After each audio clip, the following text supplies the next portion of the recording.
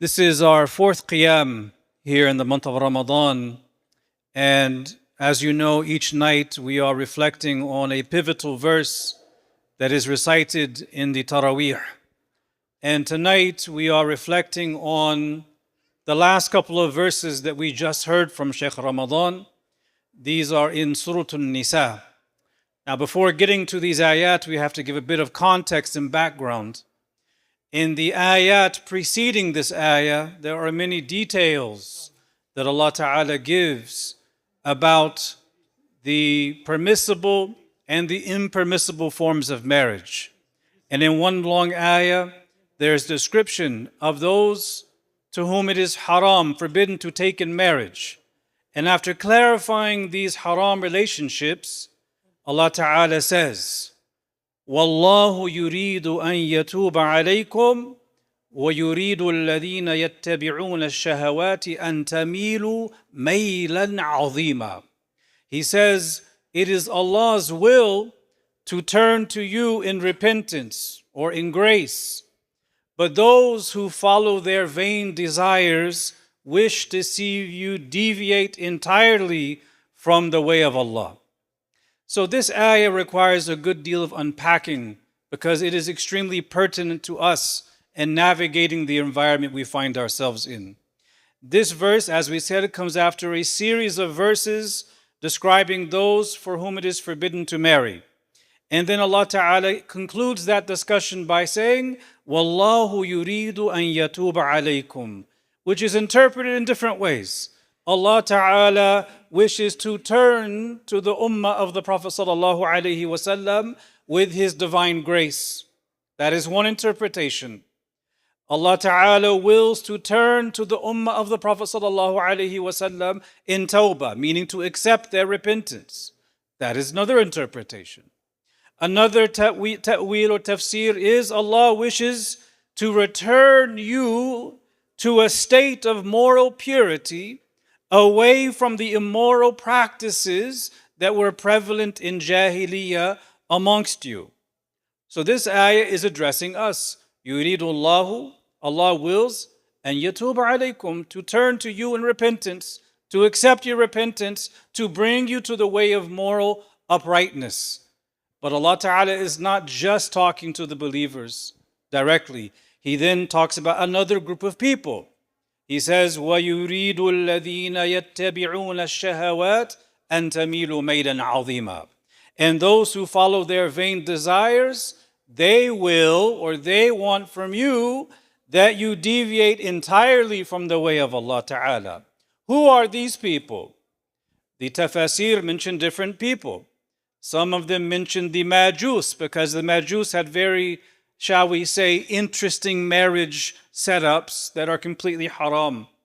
Some of the works of tafasir mention different odd groups that had deviated from the way of Ahlul Kitab, also with very strange marriage arrangements that were haram.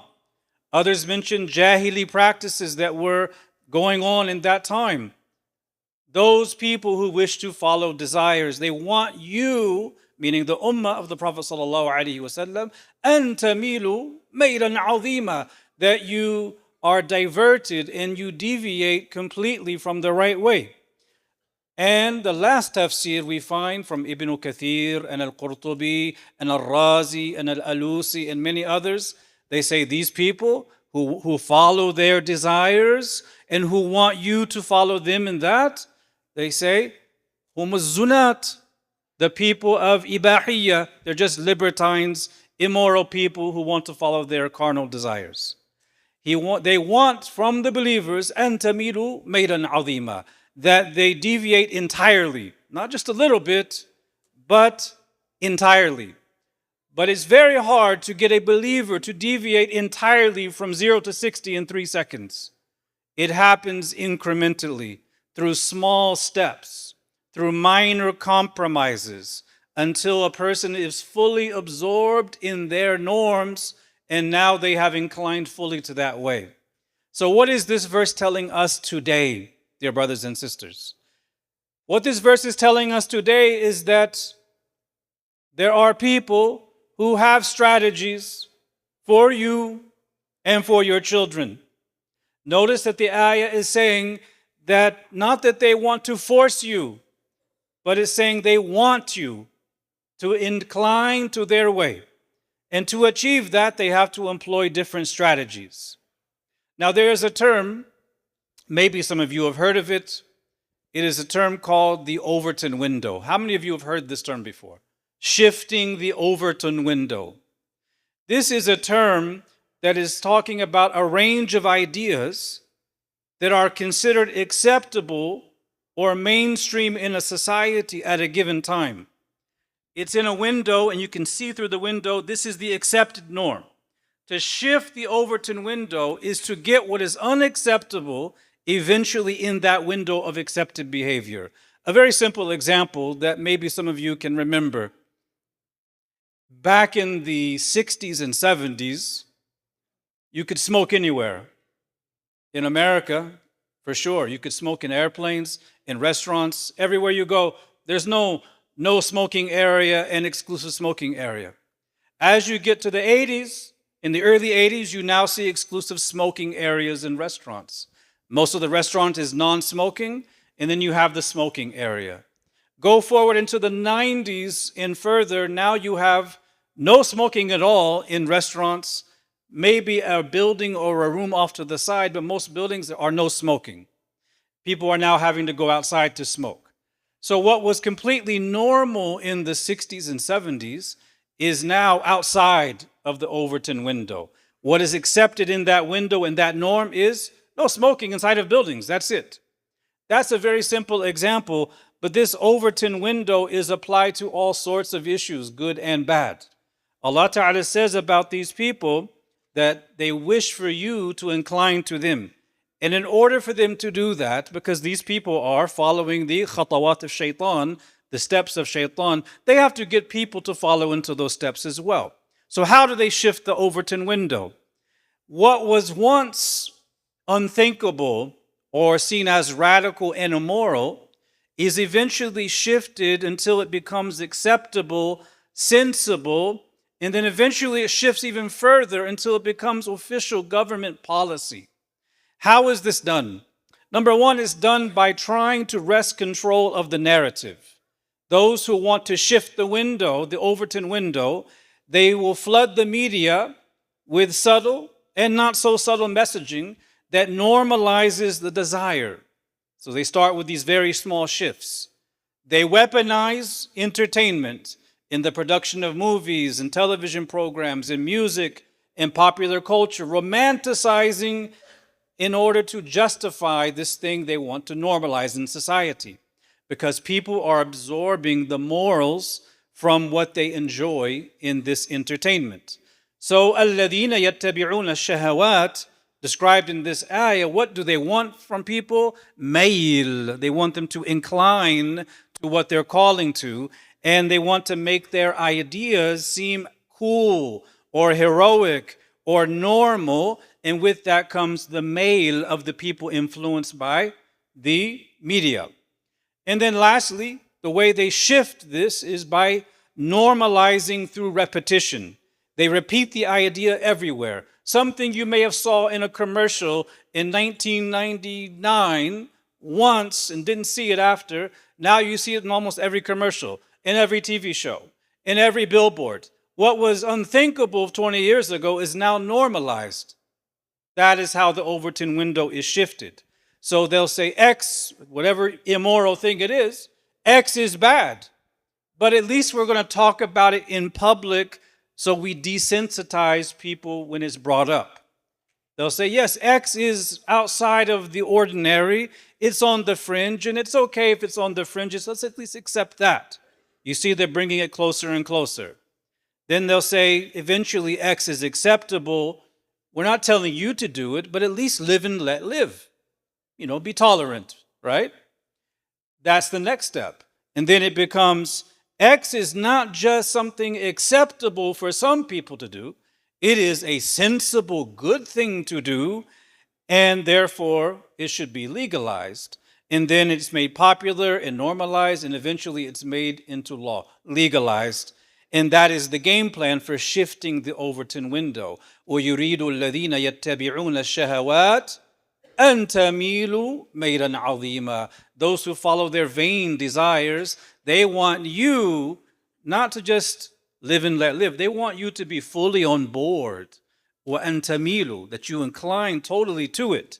So this is so interesting because in the very next verse, Allah subhanahu wa ta'ala says, and this is tying into the message to us, He says subhanahu wa ta'ala, يُرِيدُ اللَّهُ أَن يُخَفِّفَ عَنْكُمْ وَخُلِقَ الْإِنسَانُ ضَعِيفًا. And it is Allah's will to lighten your burdens, for humankind was created weak. Allah is telling us in the very next verse that He wills to lighten things for you as an ummah. And He is telling us that He has created human beings with a certain particular nature. And due to this nature and makeup, there are certain natural weaknesses that we will have when it comes to certain temptations.